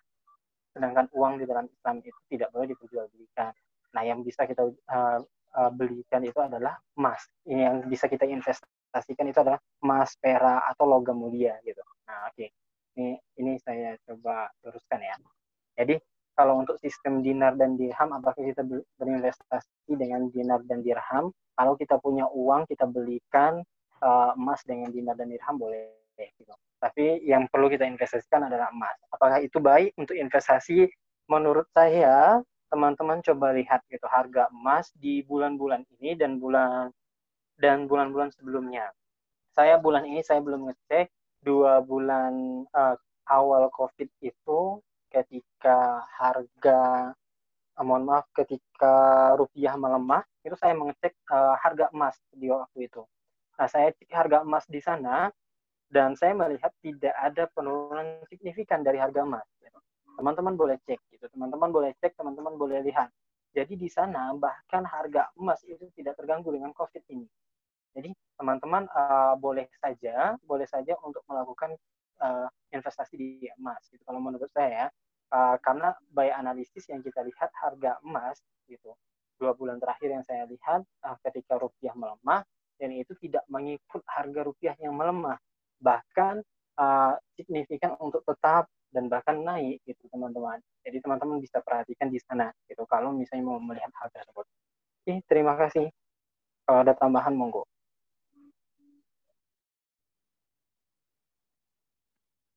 Oke, ada 2 pertanyaan lagi nih Bang. Buat sesi pertanyaan, saya tutup ya. Karena ada Oke. keterbatasan waktu ya. Untuk 2 pertanyaan terakhir nih Bang, dari Jafrianto Cahya dari UHAMKA. Dia bertanya, izin bertanya Kak, sebenarnya kredit emas yang dilakukan oleh beberapa bank syariah, apakah boleh? Masalah kredit emas. Oke, terima Boleh kasih atau tidak? teman-teman untuk pertanyaannya. Untuk kredit emas, apakah boleh atau tidak? Sebenarnya itu ada akadnya, teman-teman. Jadi itu ada akadnya di perbankan syariah, sudah dilakukan akadnya, dan di situ adalah pernyataan dari kita semuanya. Jadi dari nasabah dan juga dari bank tersebut. Apakah boleh dilakukan kredit gitu? Sejatinya gitu, harga emas ini itu boleh dilakukan dengan cara kredit. Jadi dia itu sebenarnya pembelian, sama seperti kita membeli dengan cicilan. Oke, teman-teman. Jadi disebut dengan kredit emas itu, gitu, membeli cuma dengan cicilan. Nah, namun di situ ada kesepakatan tuh, teman-teman coba perhatikan deh kalau diperhatikan di perjanjiannya itu adalah ketika hal tersebut, maka ada penambahan dan lain sebagainya yang harus yang harus diketahui oleh nasabah yang pembeli di waktu yang tertentu ini, gitu. Hal-hal itu yang perlu diperhatikan, gitu. Nah, lalu itu boleh atau tidak? Kalau misalnya di perbankan syariah, mereka menggunakan akad yang sudah jelas, di mana kredit. Jadi sebenarnya di perbankan syariah itu bukan dinamakan kredit emas ya, kalau di perbankannya. Jadi adalah pembelian emas dengan cara cicilan di sana, dengan sebuah akad yang sudah disepakati oleh pembeli dan juga banknya. Oke, lanjut aja ya. Saya lanjut ya, Oke, Bang. biar cepat nih. Lanjut, Bang. Universitas Bina Insani, apakah DPK bisa berpengaruh untuk kesehatan bank syariah? Iya. Bagaimana cara mengetahui kesehatan bank, khususnya bank syariah, dilihat dari DPK-nya, Kak? Oke, terima kasih. Ini bagus teman-teman pertanyaannya. DPK sangat berpengaruh. Oke, bisa dikatakan hampir seluruh dana di perbankan, khususnya perbankan syariah, dan semua bank juga, dana terbesarnya adalah DPK. Tadi kan sudah saya sampaikan bahwa pemasukan besar, modal yang besar itu adalah dari DPK yang bisa berputar. Gitu. Nah, apakah itu mempengaruhi kesehatan bank? Tentunya. Ketika DPK ini menurun, tentunya kesehatan dari bank pun menurun, teman-teman. Gitu. Nah, namun untuk saat ini tentunya bank pun pilih-pilih nih, teman-teman, untuk melihat siapa investornya, gitu. Oh, tidak tiba-tiba langsung aja, oh oke, ayo investasi, tidak. Jadi bank pun itu tetap memilih, yang seperti yang Bang Iman katakan, tetap memilih nasabahnya, gitu. Siapa investornya, gitu. Bukan semuanya mentang-mentang pandemi ini mereka tuh langsung menerima semuanya, tidak, gitu. Nah, kemudian bagaimana cara mengetahui bank, khususnya bank syariah, dilihat dari DPK-nya. Oke. Kalau teman-teman untuk mengetahui, teman-teman boleh buka di website-nya. Khusus pribadi ada website, maksudnya website dari perbankan itu tersendiri, itu ada laporannya. Atau teman-teman bisa buka juga di bentar, mana ya? Oke, di bi.go.id, teman-teman, di Bank Indonesia. Dan di sana itu di-repost untuk statistik perbankan syariah di sana di-repost, teman-teman bisa melihat bagaimana pergerakan DPK-nya gitu. Bahkan gitu. Teman-teman bisa lihat di situ, bisa lihat akses di sana. Atau teman-teman juga bisa lihat di ojk.go.id. Di sana juga biasanya selalu diakses statistik perbankan syariah di sana. Teman-teman juga bisa lihat. Jadi kalau teman-teman searching nanti di internet, searching aja langsung statistik perbankan syariah, nanti akan keluar gitu.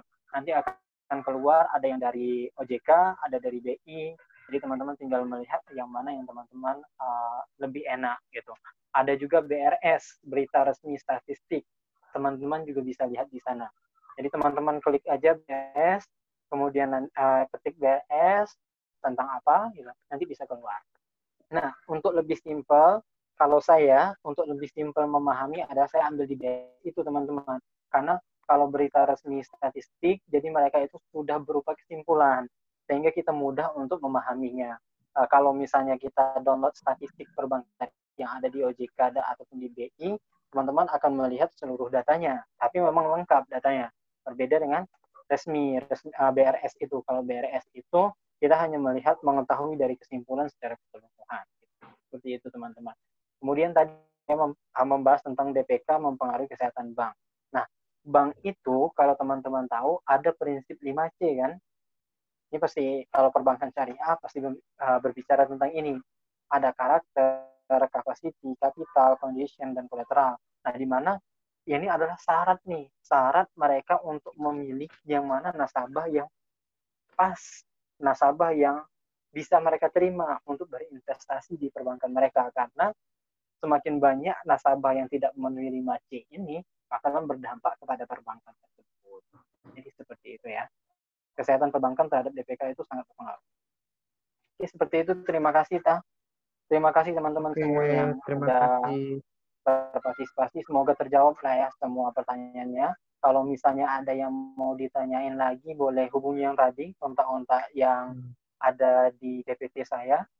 Monggo gitu, teman-teman ingin sharing dan lain sebagainya juga saya terbuka. Oke, luar biasa sekali ya teman-teman. Jadi Bang Hadi udah membuka diri nih buat kita bahas-bahas terkait masalah keuangan syariah, tentang apa itu perbankan, pasar modal syariah, dan semua lembaga keuangan syariah lainnya gitu. Ya, karena ini juga sebagai tanggung jawab kita sebagai seorang muslim ya, harus menggaungkan perekonomian Islam ke depannya bagaimana.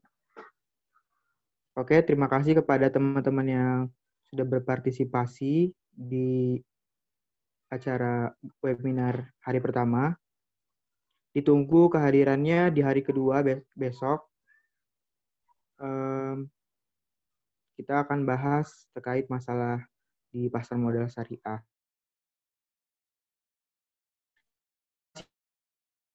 Sharing session terus pemaparan materinya.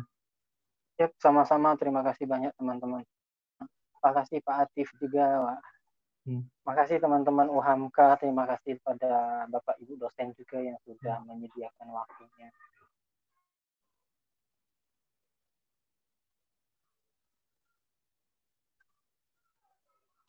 Buat teman-teman tetap stay safe ya di pandemi, dan saya memohon maaf apabila ada kekurangan. Saya akhiri, wassalamualaikum warahmatullahi wabarakatuh. Kembalikan kepada Master of Ceremony.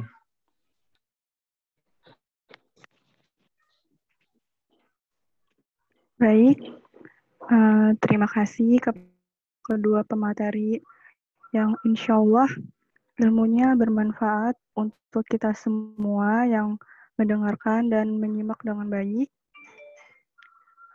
Jangan lupa teman-teman semuanya mengisi daftar hadir yang sudah tersedia di room chat.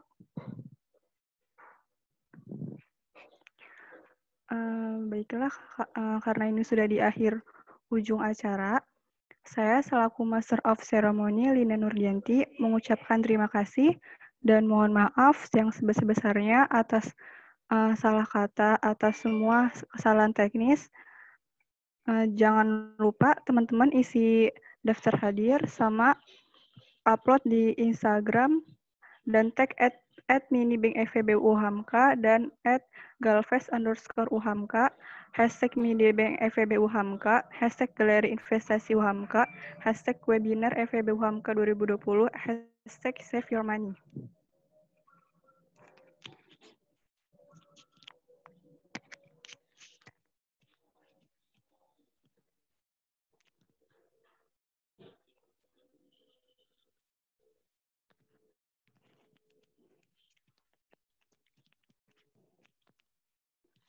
Untuk kuesionernya itu di grup ya. Tadi kakaknya